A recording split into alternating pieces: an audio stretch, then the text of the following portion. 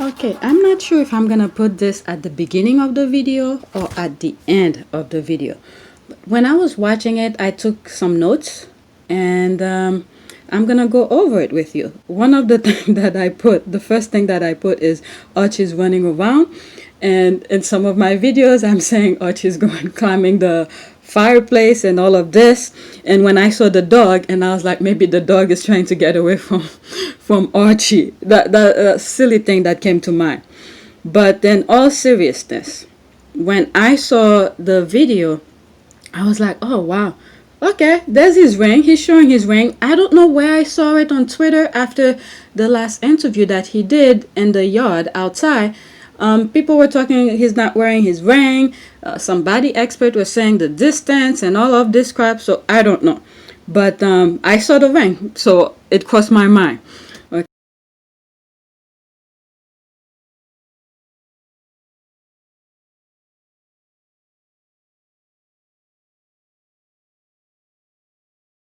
How are you guys doing? We're very lucky with our little one. He's just so busy. He's all over the place, and I mean, this is amazing. He keeps us on our toes, but we're really just so lucky. Why have you decided to launch this project? We all decided to come together and do it. I mean, truth be told, and I was in the UK for a few years until we moved back here. I didn't realize that there was a Black History Month in Britain, and so to have that brought to our attention was really exciting, I think, from a standpoint of everything that's going on in the world, but mostly just because it's about celebrating community. And really, if you're celebrating all of the individuals who are making an incredible impact within our community, then what a great thing to be a part of. To not only highlight those people that we either know personally and really find their work to be notable, but also to ask them to highlight who that next generation is, who those other people are. What it does is just really broaden the list of role models for young British people and people abroad, Black or white, or any other color for that matter. You can only, we've talked about this before, you can only be what you can see. And I think you guys touched on it right at the beginning there, which is, you know, the UK is incredibly diverse, and London especially is celebrated as one of the most diverse cities in the world.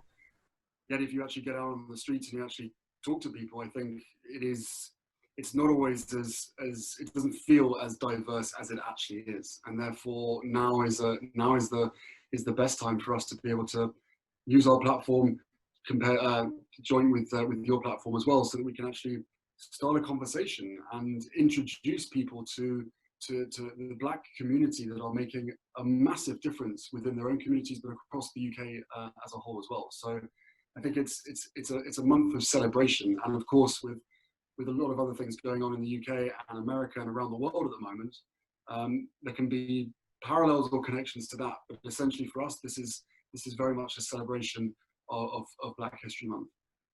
And why is the project more significant now, especially with everything that's been happening with the Black Lives Matter movement and the protests across the globe? For me, it's awareness and it's education and it's teaching. You know, I've had an awakening as such of my own, because I wasn't aware of so many of the issues and so many of the problems within the UK, but also globally as well. I thought I did, but I didn't. And this isn't about pointing the finger. This isn't about blaming anybody. This is just about using this opportunity this month, as I said, to introduce Brits to other Brits that they might not know about or they might not have heard about. And I think the power of community that comes from that is absolutely vast, especially for young Black men and young Black girls. Well, and I think also what it does is just remind people of our shared humanity. And that's the takeaway. It's educational, but it's also really exciting just to find more people in the community that are inspirational. Do you have any reflections on the Black Lives Matter movement in the UK in particular, and does being over in the States give you a different perspective on it? It's a different movement. I think the impetus is from a place of recognizing equality. And if you just go back to its ground level of that, then I don't think there's anything controversial about it. You know, we had the fortune of talking to very early on this year when the Black Lives Matter and the racial justice movement in the US was coming to a head after the murder of George Floyd. We spoke with Alicia Garza, who's one of the founders of Black Lives Matter. And as she could reiterate, the impetus is really just about reminding people of your worth.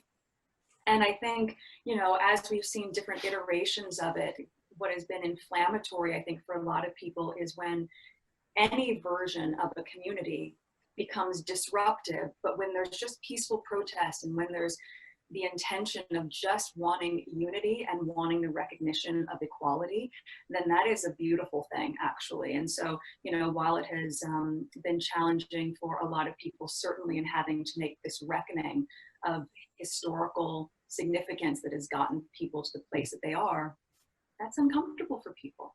And we recognize that. It's uncomfortable for us. And I think when everyone just starts to own that, we push through that and focus on how do we make it different moving forward. And if we just focus on the uplift and the positivity of that while still acknowledging the past, that's how we reshape things. And that shouldn't be inflammatory at all. That should be really exciting, actually. There's not much to add on top of that. It was so perfectly said. Right. But you know, that's a hard question for us to answer, by the way.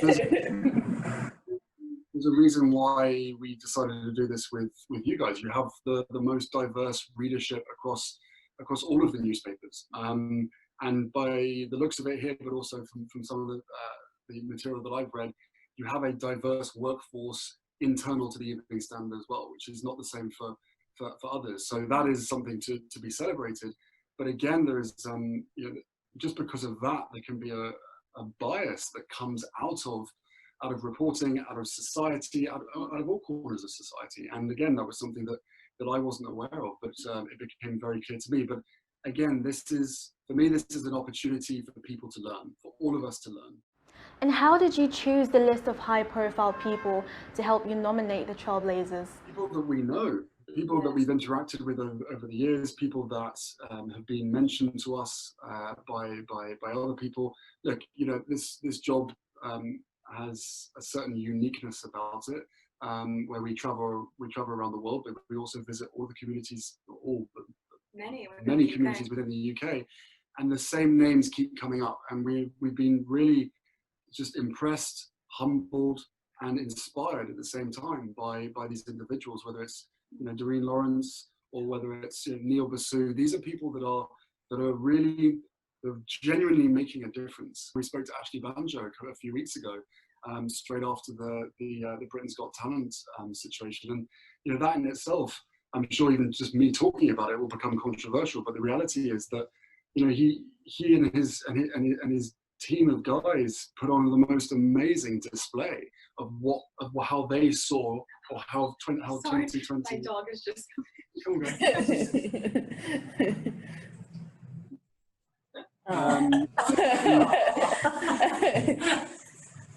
we had such a good chat with Ashley. He was really strong. He felt great about it, but at the same time he was concerned because of the reaction. And again, it's not about pointing the finger. It's not about blame. And I'll be the first person to say that this, again, is about learning what our part is in all this and how we can make it better. When you happen to look at some of the names that the people from our list that we know, some of the people that they suggested is really exciting. So for example, Miss Anne had chosen someone who created the Black curriculum. And when you start to look at history books and what we're taught, to see it through a different lens, or at least see it through a diverse lens, will help shape how children understand where they come from and then to know better where they're going. This is a cause that's close to your heart, along with many other charitable causes here in Britain. Is it difficult not being able to be in the UK at the moment to directly be involved in them? Well, you know, I think with COVID, my goodness, everyone has gotten accustomed to what it means to be distanced, right? And so the impact of that, whether it's across the pond or it's across town, you're still, for the most part, through a computer screen. So I think we've all had to adapt to how we can have the most impact and influence as possible within the constraints of what's happened with COVID-19. So everything's been through video. Everything's been in a room somewhere. Yes. So actually, it doesn't matter where in the world that we've been. We've stayed in touch and we've supported the organisations that we've been affiliated with as much as humanly possible. You know, like all of you, we're doing the best that we can, and hoping that, you know, our passion and our commitment is still felt, because it certainly hasn't wavered. Okay? And in many of my videos, I said Harry is learning racism 101. I've said it at least 2 times in different videos. There he is. He just confirmed that. Some of the things that people, many whites who didn't think some of the complaints and some of the hardship many black people around the world, not just in America, around the world were going through, you'll just brush it off because many other cultures don't experience that. So when you look at foundation of stuff, especially a lot of whites who see the negativity that's going on and they don't want to participate in the negativity, they team up with a lot of blacks, minorities, to not just blacks. When I say blacks, it's pretty much diverse, okay? Just diverse. Just think of that when I say black sometimes. But when I say blacks, I'm just thinking in general, diverse, Hispanics, Latin, all these people, they see the hardship and they don't want that to continue. So they team up to help spread, love around the world. If you look at Martin Luther King back then, when he was marching, there were very few whites with him. Some of them got bitten, just like John Lewis. All of these.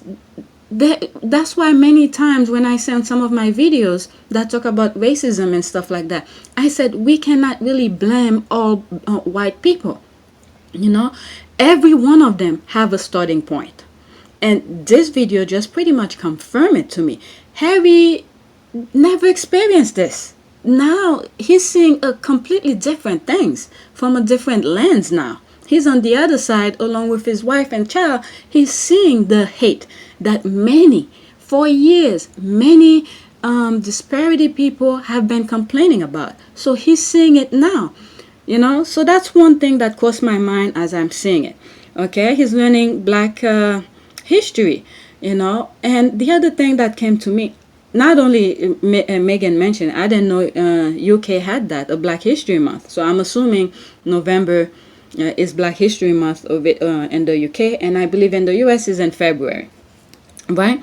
So the other thing that I got out of it, when I'm gonna edit this on my laptop, so all of my clips are not there, is on my computer, and is the fact that when he said he's not walking away from the UK, look who he chooses to do this interview with some, I believe, startup or young journalists in the UK. So he was still available to speak to people, to journalists about, things that he's working on. But it's the other ones that he's suing, his wife actually is suing, who's intruding into their private lives. They didn't want that. I'm pretty sure if they were gonna do any sort of other type of interview, if the other journalists were not so intrusive, I'm sure he would have given them a call and said, do you want to do this with me or this and that? But the hate that they put toward his family, that put that black, shut the door on them. So look at this. He's talking to journalists in the UK. So that's another thing that I saw, especially yesterday on Twitter. Some people, not the squad, but the squads pretty much put them in their place about privacy kind of things. So they were saying, oh, look at them. They're all over. Why they don't just go away, this and that. But they never said they're not going to speak to, to journalists. It's just these specific ones that they named, All right, so that's from my notes here. Okay, I put burning everything down. It's a clip that I have where this young lady was during the Black Lives Matter movement, where she goes on and explain why some people, how people protest. Some people destroy stuff and stuff like that. I don't want to put it in this video, but if I was in my computer, I would have answered it there. I thought about that when I was watching the video. All right, my list again. think of some of my past videos. Okay, so these are some of the things that they said, and I think I've mentioned it in my old videos, like Racism 101, Harry's learning. Everyone has a starting point when it comes to learning about racism. Some may have an idea. So many of us who have experienced racism at a different level, we need to be somewhat, in a way, especially when those who wants to learn, who's willing to learn, is to be patient. You know, that doesn't mean for you to accept everything that they say, but just keep in mind they never experience it. Okay, so you have to teach them, let them know about it, and at the same time, you know, be somewhat compassionate, be aware their starting point. Okay, their starting point meaning that, you know, maybe they never experienced this, or they never seen black people before. There's some people who never seen black people. People in the European countries, some may never seen a black person before. One of my friend is Russian, and you know, the mindset that she has toward black people, you will never think of that. You know, not in a negative way, I'm trying to say, but it's the where she grew up. She never seen black people. When she see them in TV, she, you know, she couldn't wait to meet somebody, to see them and things like that. So this is why sometimes when I say something, is because I sort of have a basic idea without going too deep into things, you know. That's that, just to show you, just because you see certain group is certain ways, don't think it's all of them. So keep your mind open to do that, to learn and teach, and be able to open your mind too, to see where they're coming from. That's something I see on this video. Okay. The other thing that I put here, they remember people they've met.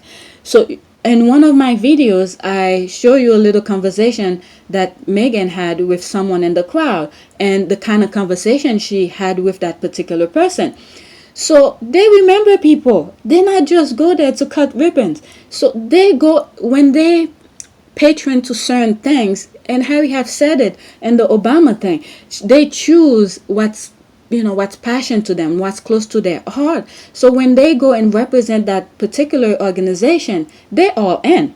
So they remember people they have crossed paths with. So this crossed my mind. Again, I will not be showing clips because I'll be editing this on my laptop. Okay, choosing the journalist to speak to, and I sort of touched base on that. Look at this, they're talking to young journalists in the UK. So that's something we need to give them credit for, especially after that last speech he made before he left England, the UK. He said he's not walking away and things like that. He explained his steps, why he had to make this tough decision. Okay, the other thing that this one is kind of funny. Those dogs want the spotlight that some other family member wish they had. So whenever the camera's rolling, the dogs always, you know, try to get to be on the camera and stuff like that. So that crossed my mind when I saw the dog hop onto the couch. Okay, choosing trailblazers, that's part of when they meet people, they remember their names, they remember their work, things that they do. So, you know, so how his grandmother dogs love Meghan. Oh, the other thing that I thought about when the dog jumped on the couch is during the engagement interview, where he said about how, you know, his grandmother's corgi never liked them, and then I'm paraphrasing, I'm not quoting, okay, I'm just paraphrasing, and I don't have the clips on my laptop. How the dogs, for years he's been around the dogs, they never treat him like that once Meghan showed up, and they all over Meghan and stuff like that. So this is another thing that crossed my mind when I saw the dog. Okay, his ring is showing, and I talk about that, and we could see his ring is right on the camera, so he's still wearing his wedding ring. So this, you might see it before or after, I'm not sure, but keep in mind some of the things that they said I sort of knew. Just, I swear, you know, I hope those journalists don't call me to appear in court or say that Meghan told me shit and stuff like that, or Harry. But anyway, so thanks for watching. Don't forget to subscribe, like, and share.